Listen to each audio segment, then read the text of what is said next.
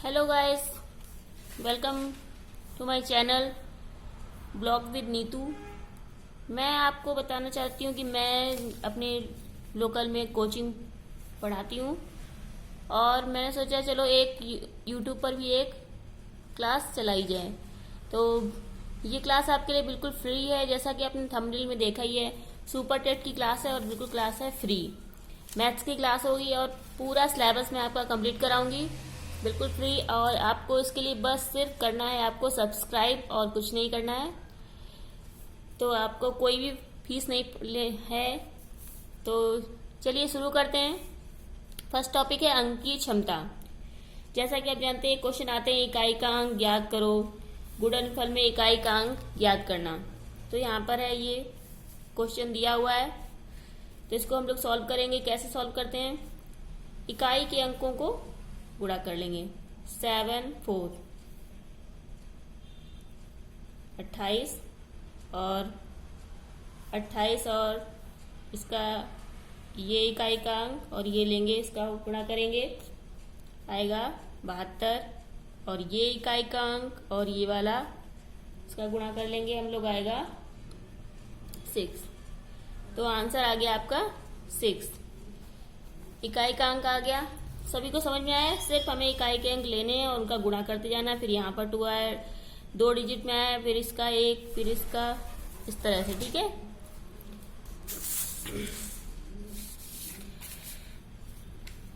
अब second question देखते हैं। सेकंड क्वेश्चन देख लीजिए ध्यान से आप लोग। 26 83 गुणे 5 गुणे 64 59 गुणे 58 के गुणनफल में इकाई का अंक 4 है, तो इसका न्यूनतम मान क्या होगा? इसका न्यूनतम मान हमको निकालना है। तो हम क्या करेंगे?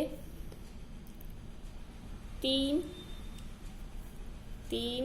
लिख लेते हैं। 3 गुणे, यहाँ पे क्या है, ये गुणे 9 गुणे 8। ठीक है।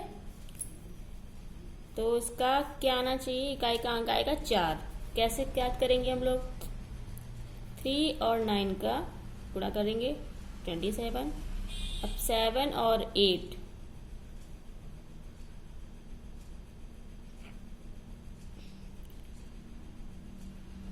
56 आ गया।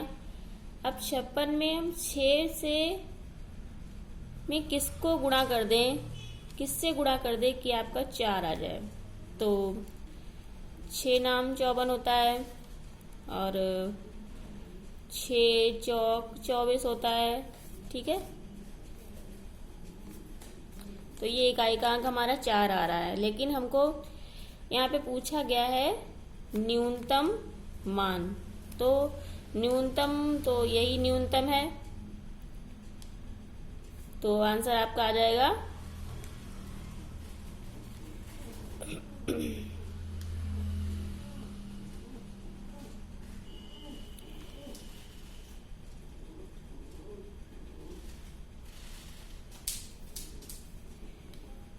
24। तो 4 आंसर आपका ये वाला आ जाएगा। ठीक है।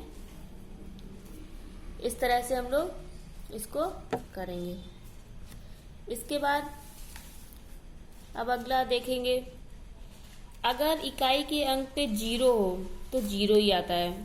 जैसे कि 1 गुणे 3 गुणे, इस तरह से लिखा हुआ है, में इकाई का अंक 0 होगा। ठीक है। कैसे 0 होगा? जैसे कि 1 गुणे 2 गुणे 3 गुणे 4 गुणे 5 गुणे, तो है। ठीक है। अब आप यहाँ पे देखिए, इसमें से 1 दूनी 2, 2 तियां 6, तिहाई 6, 2 3 चौकू 12। ठीक है।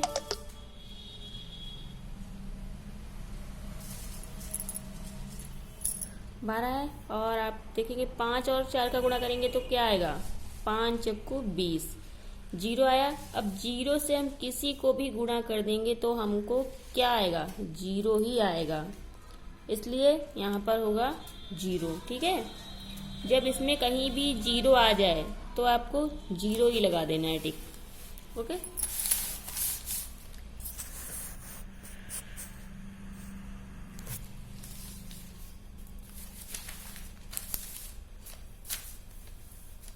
अब आगे देखिए, अभी आप नोट कर लेंगे।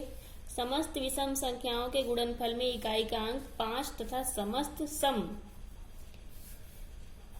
संख्याओं के गुणनफल में इकाई का अंक 0 होता है।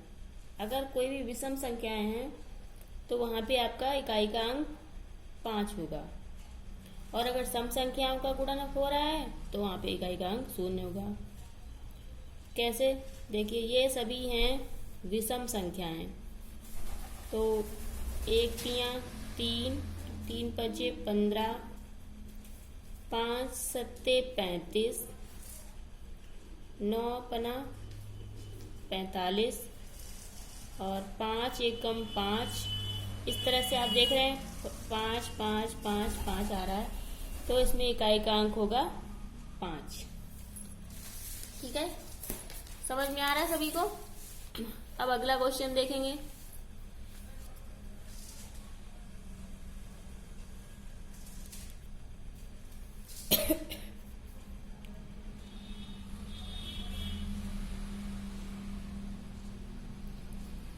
इन संख्याओं में गुणनफल का इकाई का अंक 5 होगा। ये सभी विषम संख्याएं हैं। 5 सत्ते 35, 5 नाम 45। तो इस तरह से इकाई का अंक होगा 5। दूसरा नोट करेंगे आप, समस्त अभाज्य संख्याओं के गुणनफल में इकाई का अंक 0 होता है। जो अभाज्य संख्याएं क्या होती हैं? अभाज्य संख्याएं होती हैं, अभाज्य संख्या वे संख्याएं होती हैं जो स्वयं से या 1 से कट जाएं, उन्हें कहते हैं अभाज्य संख्या। जैसे 2 है तो 2 किससे कटेगा? 1 से कटेगा और 2 से कटेगा। 3 है, 1 से कटेगा और 3 से कटेगा। 7 है, 1 से कटेगा और 7 से कटेगा। ठीक है, इस तरह से। तो ये सभी अभाज्य संख्याएं हैं, और तो अभाज्य संख्याएं हैं तो इनका इकाई का अंक क्या होगा? 0। जैसे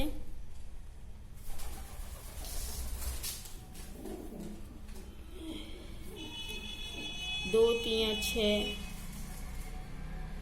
6 पंचे 30। अब यहाँ पे 0 आ गया। अब 0 से हम किसी भी संख्या को गुणा करते जाएंगे तो आपको पता ही है हमेशा से, तो 0 ही आना है, इसलिए 0। ठीक है, अगला देखेंगे हम।